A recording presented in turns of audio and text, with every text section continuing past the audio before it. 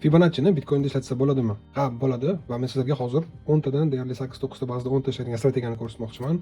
Avvalambor down trendni topib olamiz. Trend примерно ko'rinishi mana bo'lishi kerak. Va oxirgi manba kelgandan tushib, yana qaytib chiqqan shpilkani topamiz.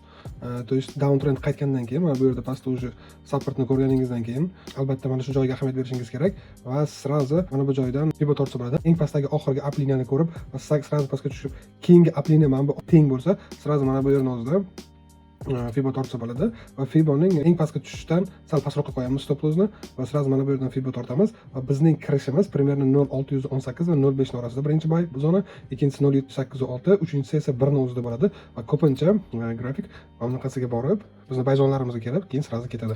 Именно mana shuni o'zini grafikdan ko'rib chiqsak ham bo'ladi. Bu yerda Bitcoinning o'zini grafikdan ko'rsak bo'ladi srazi. Mana bu yerda boya aytganimdek down trend liniya. Men hozir fiboni ochib turaman. Eng oxirgi up liniyadan keyin tushish bo'ldi va chiqqandan keyin mana shu svechadan Fibonacci tortamiz va ko'ramiz hozir. Mana bu yerdan примерно va stop lossni eng oxirgi past zonadan ham pastroqda qo'yamiz. Sal o'zroq tortsak ham bo'ladi. Srazi narx o'sib srazi tushgan va bizning bay zonamizga kelib 1.618 ni urgan. Minimum garant take profitimiz bu birinchisi mana bu yerda bo'ladi 1.618 da, ikkinchisi 2.618 shu razgon bo'ladi. Do'stlar, har doim analiz qilishda birinchi M15 da analiz qilib olamiz, M5 da kiramiz. Chunki M5 da hozir hamma shpilkalarni ko'rib olish osonroq bo'ladi. Trading va kripto bo'yicha strategiyalar, signallar va tavsiyalarni o'zimning Telegram kanalimda bo'lishib boraman.